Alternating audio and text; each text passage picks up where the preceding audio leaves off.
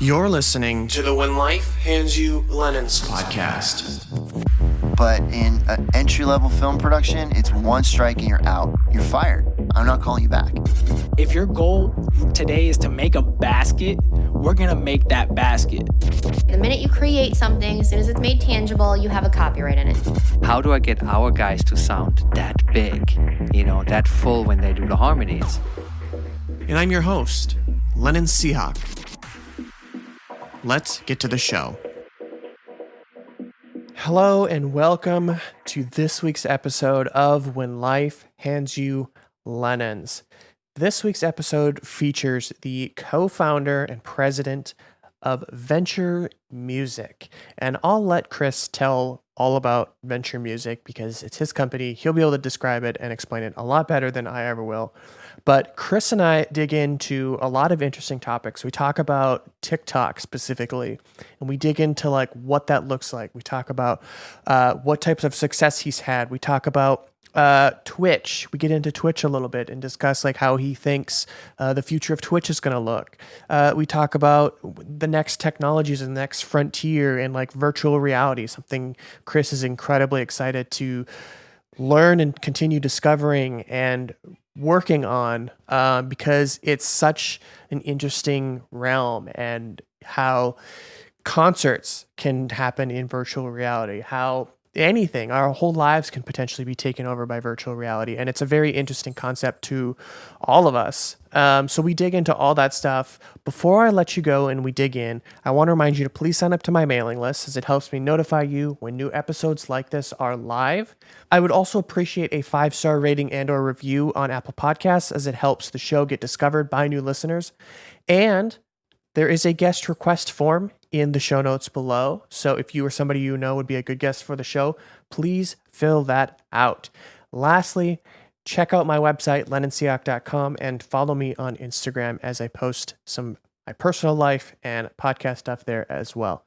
So without further ado, let's dive into my conversation with Chris Nardone.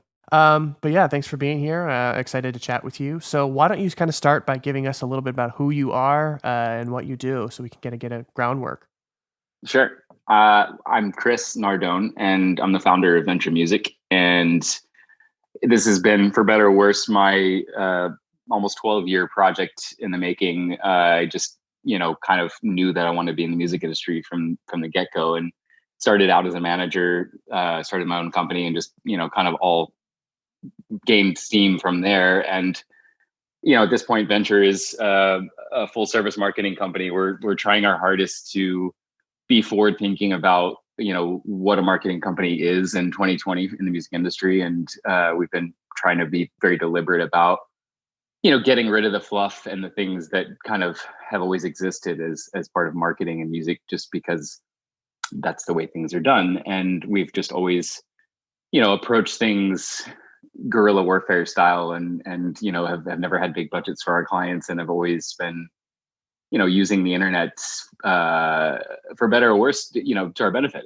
and just that's been the majority of being a 20-year-old as a manager. You're focusing on how you can deliver a skill set that's unique and different, and so it all kind of culminated from there. And at this point, Venture is a company of almost 10 of us, and we're Nashville based. And yeah. Cool. So you said some of the fluff. What is some of the fluff in the marketing?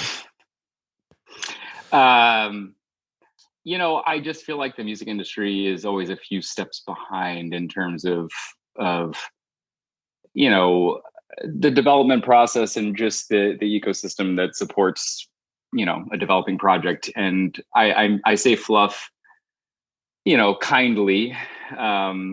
I think in a lot of ways, it's when a developing project feels like they need to spend thousands of dollars on PR, thousands of dollars on radio, a lot of physical promotion, and just things that are not necessarily forward thinking. And yeah, for better or worse, also those things tend to be a lot more expensive than digital marketing effort too.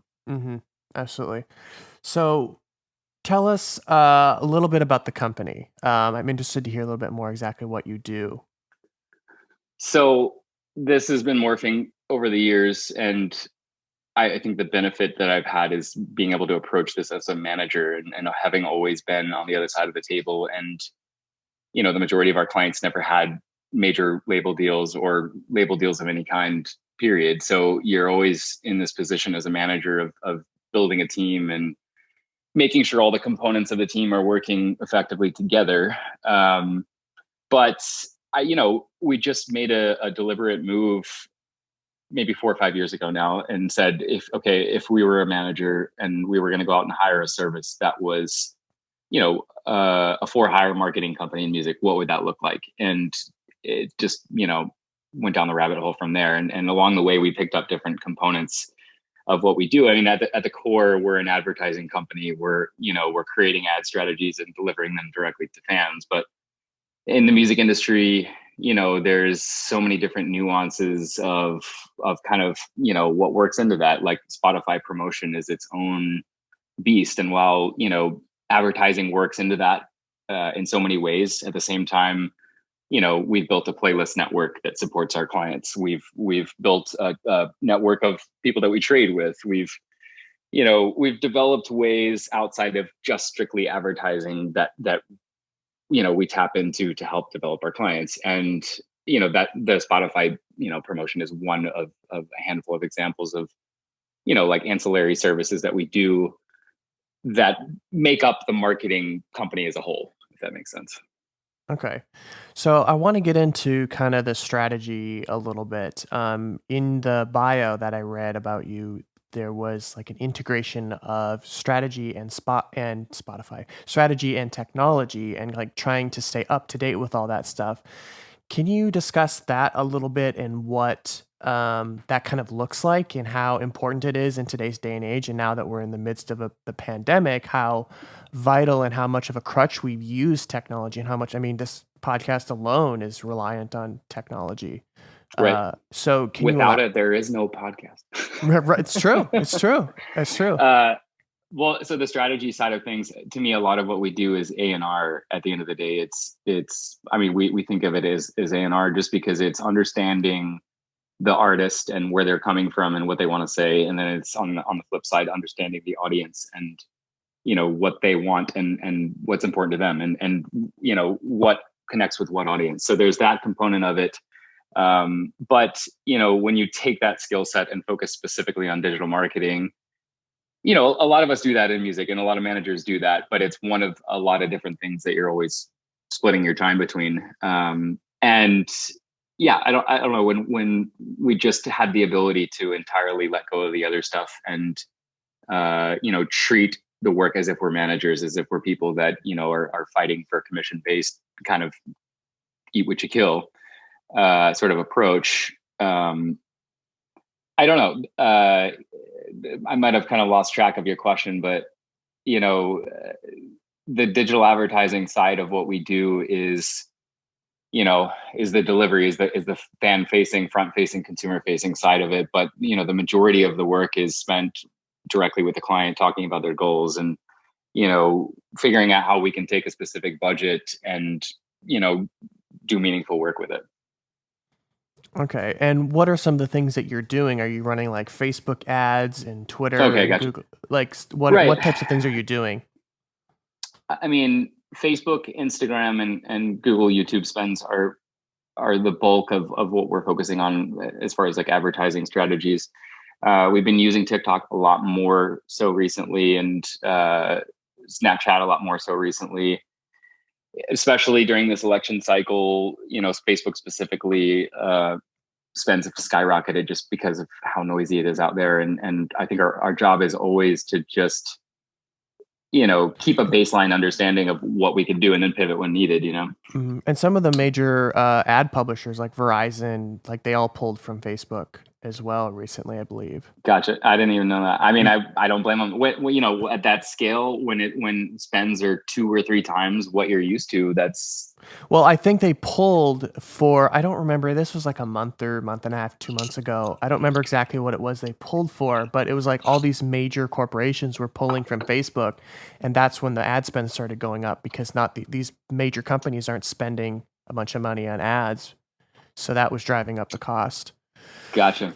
I'm sure I've read similar stories. I hadn't heard that specifically, but I mean, but that's just part of the game these days. Yeah. It's not like it's a surprise to have Right. to deal with something like that. Right. So, the direct to fan effort for the most part is delivered through Facebook, Instagram, YouTube, TikTok, and Snapchat. But as far as like a consulting role, and as far as like strategically, we're always trying to keep the biggest picture focus imaginable. And most people don't have massive budgets to work with, so we're just trying to refine it to a few specific things and test out different platforms and see what's best. But it usually comes down to a demographic and genre that we understand what each platform is best at and what audience is using it the most. And older demographic, country audience for the most part, Americana audience, like we're not necessarily going to focus on a TikTok or Instagram story effort. Like, there's always just sort of understanding the platforms and knowing what they're best at, whatever. Mm-hmm. So Snapchat, to me, I have it, but I never use it. And it's like one of those things that I had, like I got on the hype train of it, and then I could delete it. Like, I never even got on the hype train, man. You're one step further than I am. Sorry, what was your question? So like, what is the hype with Snapchat still? Like, what's the purpose of it? Like, is it really that effective?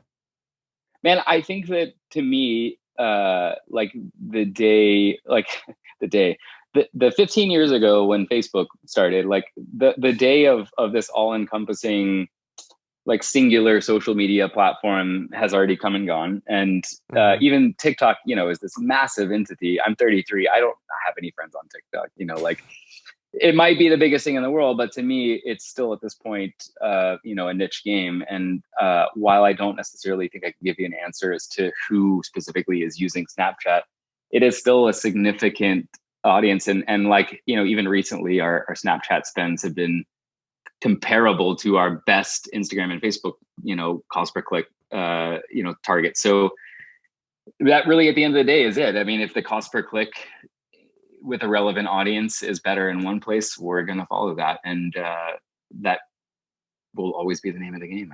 Yeah, of course. You got to go what's cheapest and yields the highest results. So what does a Snapchat ad even look like? Like, how do you even get to ads? Similar to an Instagram story ad, it's a vertical orientation. I'm not going to say that I could tell you that it's like entirely different in terms of, what we're creating and how we're treating it. TikTok is actually a really good example. And like, I surround myself with people who are so much better at understanding, specific platforms and just using them every day. I'm personally not on TikTok. I'm obsessed with TikTok. I mean, I'm familiar enough with it, but I like, my entire team has gone so deep down the rabbit hole of testing new strategies and experimenting with that advertising platform. But that has been an important learning experience in understanding that you can't treat a TikTok ad the same way as you treat other things. There can't be some polished advertising strategy. Like it's going to be laughed at, and there's a resistance to marketing on TikTok in a very serious way. People are just tired of it. I feel like in a lot of ways, having gone through the Facebook, Instagram, progression. So when you say that, do you mean like kind of like a corporate style looking ad on TikTok? Not even corporate. If we just created, a clean looking ad that said, "Hey, go listen to this single on Spotify now," that would not react at all. And I think what we're trying to do is think in terms of organic content that can ultimately translate to ad content, because people don't want to be on their TikTok account and feel like they're scrolling through an ad. But we've had a few really successful TikTok ad campaigns recently that have been iPhone videos and just, really creative, simple ideas that are on brand and are funny more than anything. And, the ability to connect with that audience is huge if done right. But what I will say is it's been really tough for us to get people off of TikTok. Most of what we've been successful at doing, the team has been successful at doing, is translating, uses of the track, or just pushing people to the profile and building a profile in general. But we haven't necessarily been using it for click-through translation to other platforms. So it's best to keep the marketing like within the platform. Yeah, I think, again, it kind of goes back to that idea of people getting, escaping the excessive advertising on Facebook and Instagram. And it's sort of like this safe place. And I feel like that to me is sort of the core of the attitude in a lot of ways. So what types of advertising are you doing? Like, are you doing like influencer marketing and stuff on there? Are you running like actual ads? Actual ads, and a lot of consulting with the client as to how they can create their own posting strategy, and helping our clients understand how they can just tweak what they're already doing and create a successful TikTok strategy. As far as influencer marketing goes, we are not an influencer marketing company, but we have other partners and friends that do that work. I think that the challenge for us is always that our budgets are limited enough to where every dollar that you're spending on advertising is useful enough to where it's, a controllable, predictable way to build the client. And like investing in an influencer campaign is, not as controllable, not as predictable. There's not guaranteed results. And so as an advertising company, we just have to pick our battles. And but I think there's a really important part of the influencer, like where the conversion happens, in that, an influencer can be creating a piece of content that, ultimately is, being used on their channel for their own purposes, but we can use that as advertising creative. And it's an organic, natural, it is a TikTok post, but ultimately it doubles as an advertising strategy. So we like the idea of that convergence with influencer, just influencer marketing in the future. But yeah, the problem has just been that the cost of getting relevant influencers on board has just skyrocketed, as you probably know. And, we're always trying to keep up with where there is a valuable way to get our, the word about our clients out. And, when somebody wants $16,000 for a TikTok post, it's, a non-starter for our clients. But for one post? Oh yeah. Oh my God. That's ridiculous. Oh yeah. That's outrageous. I mean, that's a whole I mean, it's, it's a bubble. It's a bubble. Absolutely. But it's, it's happened very quickly. And I think that is just a trend that we'll always see, Yeah. And there's really no like standard right now with TikTok. It's still such a new platform, and it exploded so quickly that it's just kind of like the Wild West at this moment, That's where I like it. I mean, we've, as a company, we've always been like the ones willing to sort of embrace that. And I think that if we're going to continue to be successful, we'll always have to kind of keep the same mentality. Sure. So like, what's the key to TikTok? Like, is it consistency? Is it relatability? Is it comedic? Is it memeing? Is it more personal? Is it more like what's kind of like I think, can I say all of the above? You just described all of them. I mean, again, I'm really not the best one to answer that question, but what I can very confidently tell you is that it's a authenticity factor, and where I feel like the last decade of our lives was very reality TV driven. The next decade of our lives is going to be very it's reality TV, but it's like, to me, it's real humanity, human, whatever. Like, you don't see things that are successful on TikTok for the most part that are, I don't know, that are people that, are putting on some show, or I don't know, like it's just the curtain is totally revealed now. And I think that something that excites me a lot is seeing Dustin in my office has just wrote a blog about this, by the way, about narrative driven TikToks, about people that are using this 60-second opportunity that they have to create an entire piece and story, which is really unique and amazing.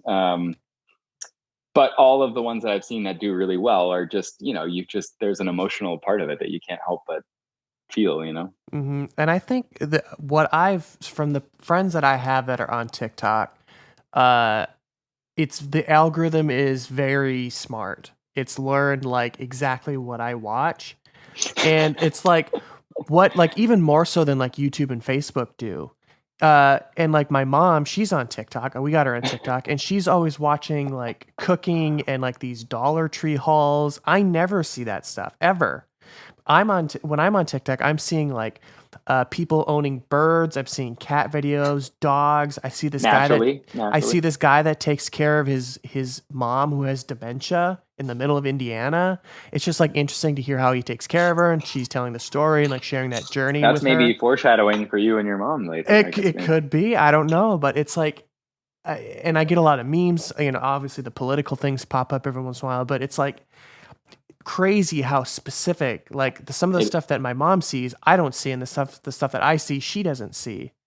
It's like, I think so. Okay, you're tapping into something important here, in that the opportunity in TikTok is unique for discovery, in the sense that everybody kind of starts with a level playing field. Like, you're not necessarily trying to reach a certain number of followers or Sure. level of engagement before you can get the opportunity to be discovered. And I'm curious to see how they, as they scale, how they manage that same ability to, get a totally undiscovered person or act or whatever, totally discovered overnight. But it's unique in the sense that you can create something amazing, and tomorrow, there's a whole foundation for you to work off of. And yeah, like that to me has never really existed, or I'm sure it has, but maybe not to this scale. And that's pretty cool. It's very cool. Funny enough, I actually found a musician on TikTok, and I reached out, and I'm trying to get him on the show. Nice. So it's like case in point, buddy. Case in point. Like, I would not have found this guy if it wasn't for TikTok. And just like I've seen him before, and then I interact with his videos. I like it. I comment, or I just watch the whole thing, and I start seeing more of them and more of them. And I'm like, this guy's really good. And then I actually added one of his songs to my Apple Music. There you go. I mean, the funnel. That to me is just proof of somebody who gets it and who is embracing, whatever tools it is that they have at their disposal. But I mean, the important thing to me, and again, referencing Dustin's blog write-up, is that like this artist, who I'm going to forget the name of, created this video, was kind of like this funny but sort of heartfelt 60-second video story about why him and his wife made this song. And through basically one or two, like one in a follow-up post, they had generated 1 million streams, 1 million Spotify streams through this effort, which, anybody that's releasing a new single, like, there's always some goal of 1 million streams in mind. And I love getting to see a perfect case study of somebody who's done it and is, just testing, and like it's just so clear that, I don't know, it's not, I mean, of course it's planned and it's meticulous, whatever, but it's real, like it's genuine. It kind of like gets rid of all the bullshit. And I like that. Was this the one that story sounds very familiar. I think I know who you're talking about. I'll tell you. It was like a couple that they dropped all of their money, and because his wife wanted to record this album, and they spent all of their money doing it, and they had to like market it to hell to get the money back. Because I don't know if it was Skandra? I don't know how to pronounce the name, but I mean, there's actually a few of these different examples that Dustin's listed in this now, but just case in point being, there's this amazing opportunity for you to create a thoughtful and meaningful piece of content that gets you discovered. And that's pretty cool. Mm-hmm. I have a friend that joined TikTok, and she's got like 20,000 followers. She's like, I've been on Instagram for 8 years, and she only has like 10,000 followers. Now she's TikTok famous. And now she actually had a TikTok go viral, and she was just telling a story about her high school. It got like 1.3 million views. And like now she's like, I mean, it's like a drug. They've created this whole new drug of discovery and an influencer. I get it. Yeah, she was actually on the show earlier this year, but she is just she's got a story for everything. And like her TikTok, so like that content is not much different than what she posts on Instagram. There you go. It's very similar, if not the same. I mean, that in a nutshell is what our job is, to help our clients understand that it's not reinventing the wheel. It's just a slightly different application to what you already know. And, instilling confidence and just understanding the platform. But, there's an experimentation process and an education process and just learning what's going to work. And, even with a manager in the mix or the team around you, there's value in knowing that the marketing side of what you're doing, like, we understand it. We're doing this with 30, 40 other projects across the board. There's, there's a meaningful way of experimenting and just figuring out what's going to connect. But yeah, that's really the same approach with other social platforms. It's just that we don't understand them as well, or we don't understand TikTok as well, and the clients aren't as familiar with it. I think it's just exploded so quickly, and everybody jumped on the ship. Everybody jumped on a moving ship, and it's like we're all trying to figure it out. And it's like I feel like it's gonna be like Instagram and Facebook are probably a little bit more difficult to grow on, because you have it's been around so long, the algorithm's more difficult, and like once you start spending ads, that's the way to grow it. But TikTok is like you can get in, and if you post consistently, you can get 30,000 followers in 2 weeks. But I feel like as it continues to go, the algorithm and stuff, they'll continue to learn, and they'll kind of penalize people for that, and you won't be able to grow as quickly. Yeah. Well, I mean, what I like about all this is that each of these new platforms that kind of changes the game is always further in the direction of like the integrity and the quality for the consumer. And so while that's much more of a challenge for a marketer, it's fun. The challenge of it for me is fun, but like, I don't know, as a company, we're like, I don't know, not to sound like that, but like, we like change, and we like to embrace that, lack of comfort in what we're doing. And, I don't know, like, it's been fun with TikTok to totally get rid of everything that we already knew and understand that, hey, if we treat this work the same way we're treating an Instagram story ad, we're going to legitimately be laughed at, and our client is going to be, berated, and they're going to be pissed off at us for, putting them in that situation in the first place. But, as long as we can think of the fan first and what they want first, it's not as much of a challenge. Mm. I think that's with anything. I think that's either with when you're on social media or anything. You always got to push yourself past that comfort zone, or you're not going to grow. I think that goes with, like I said, anything. Like you can't if you keep. It's been my experience. If you keep doing the same thing, you're not going to learn anything.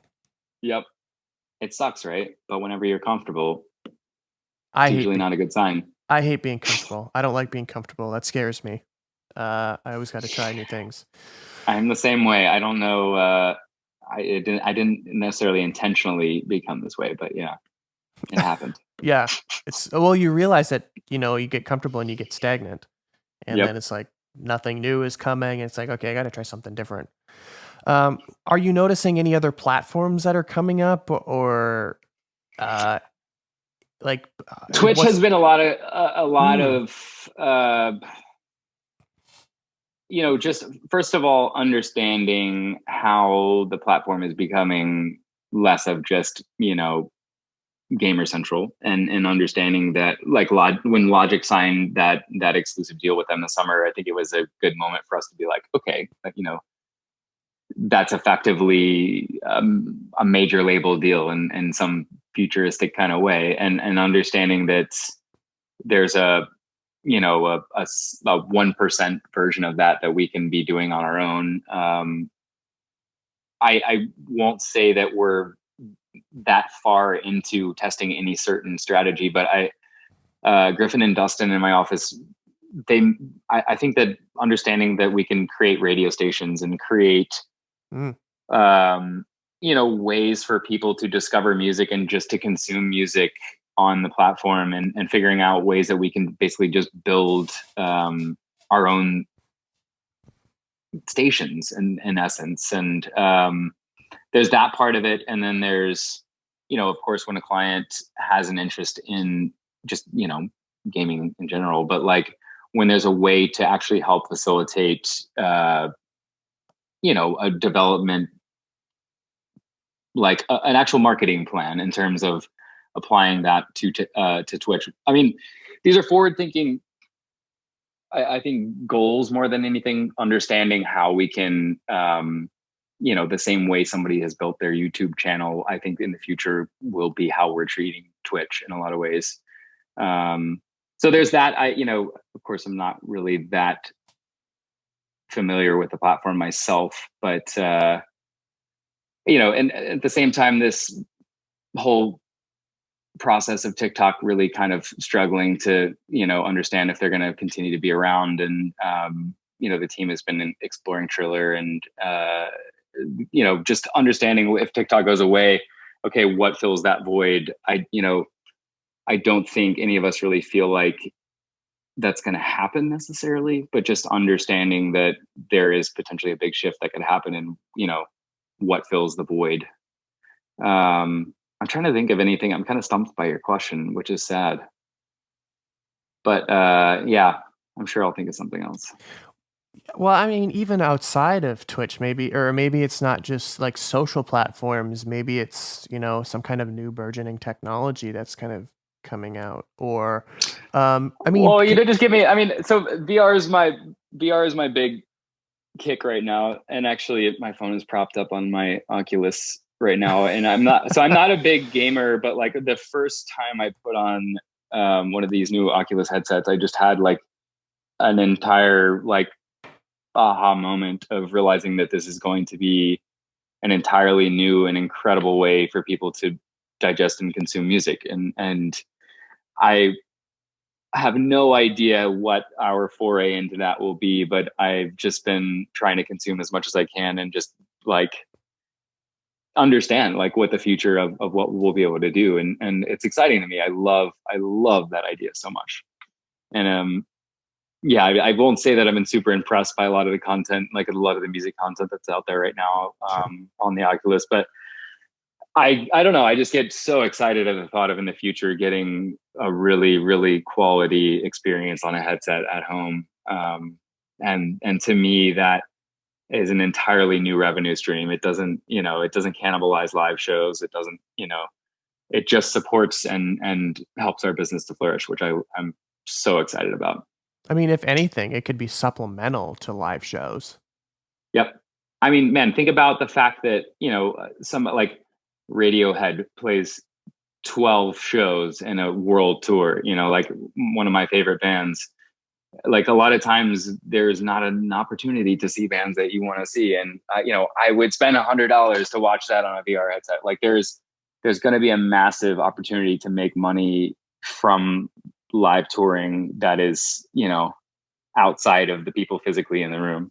And of course that exists, but like, again, whenever the point at which the video quality, audio quality, and, buffering, latency, whatever, I mean, it's going to be incredible. And I am excited for that.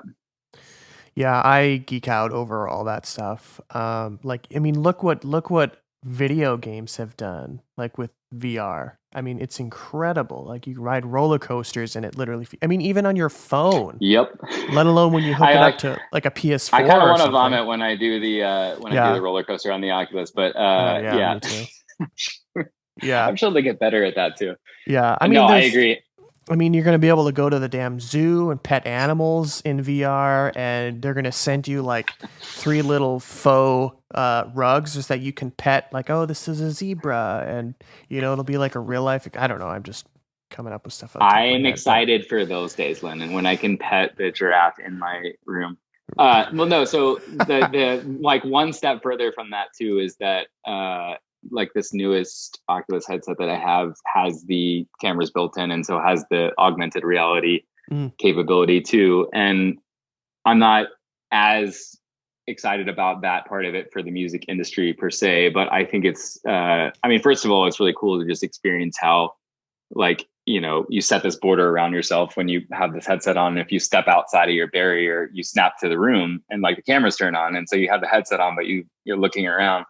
So it's just like that conversion between I'm in this other world and then I'm back into my world. And then like, the fact that games can, basically just play off your physical surrounding.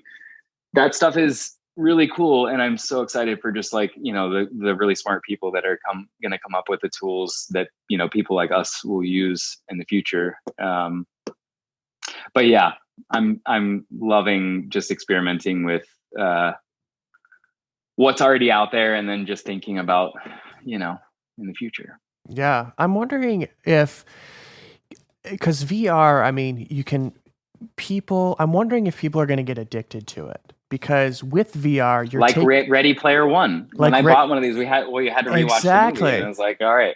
That's a great movie. Classic example. You damn well better believe people will be living their lives in these things. Yes. I mean, because you can come home from a 9-to-5 job and put on this virtual reality headset and go to whatever world, planet, dimension you could ever think of. And it's pretty insane. And you just forget everything. I think we could always just rest assured that the gratification of the physical world, is never going to be the same. But it is. I couldn't agree more. Like there will be people living in the back of a van, suspended by, a what do you call it? Suit that an optic suit, haptic feedback, whatever.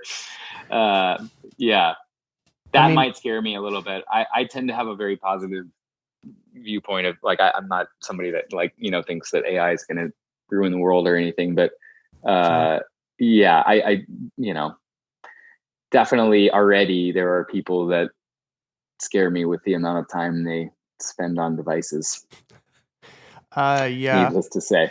Yeah, absolutely. But yeah, it's exciting and scary at the same time, because it's like we're jumping into like the world of uncertainty, and nobody's been here yet, and it's accelerating at such a quick rate. We're trying to keep up, like people like you and me are trying to keep up, and like so we can provide the best for your clients, for example, and like inform them the best way, and also just stay relevant. That's how you got to stay, staying up to date with the most relevant technology that's available. That's how you continue to grow your business, but it's also like from a consumer standpoint, like these people are going to get totally consumed on them. And like pretty soon you're going to have to, like, before you even start your day, you're going to put on a headset and you're going to be able to check all of your emails and go through all your calls and look at your calendar and start your car and, get your wardrobe out, start your bath and everything. So, I still have a belief that like the human side of us always prevails. And so like, there's always this, like with Google Glass, like there's always going to be this like check and balance of, to me, of where the line is. And like, again, like I don't see a future where all of us have embedded computer chips in our brains. I think that's a really cool way of, of improving disabilities and things like that. But I don't know. I just believe that the human side of us kind of always takes over at some point. And, the need to get outside and put devices down and all that, always kind of has a way of coming to the forefront. Yeah. Which, by the way, has been the nice side of this whole pandemic, is just, as much of an opportunity as it's been for us as digital marketers, because everyone's, spending so much more time on their phones. I feel like more so people are just focused on, being a human being, working less, whatever it is, being more present. And yeah, I like that. Yeah, I do too. I'll do my 9 to 5, and when I'm done with work, like I don't want to go on my computer anymore. I've been sitting at it in my house all day. Like I get up and I walk 10 feet and I'm at my workstation. And it's like, I don't want to be on my computer anymore. I want to like watch TV or go for a walk or go grocery shopping and just get away from my damn computer or my phone. Just be a normal person. Just be I was talking to somebody about earlier, like this year has felt like working in the music industry. Like we have normal jobs. Like you don't go out and have drinks every night. You don't there's no shows that you're always being like, I've been going to bed at a, pretty reasonable time and having a consistent schedule. I'm not complaining about that right now. No. So there have been some positive sides of all this too. Yeah, absolutely. Absolutely. So, well, cool. That's that I gotta get up super, super early tomorrow morning. I So, appreciate the chat, buddy. Yeah, I appreciate you. I'm coming on. in the same boat, and yeah, man, I just appreciate shooting the shit with you. Yeah, of course. This was great. How can listeners keep up with you and follow your company and all the amazing things that you're doing? Venturemusic.com is our website. We have an amazing new cycle of trying to get our knowledge and experience out in the form of blogs, and definitely recommend just keeping up with us in that way. But of course, social media and email lists and all those things, but reach out and get to know us. We're very easy to get a hold of, and just appreciate it. Great. Cool. Well, I'll let you go. Have a great rest of the weekend. Thank you, Take Lennon. care. Stay safe out there, and we'll chat soon. All right, man. Take care. Bye, Chris.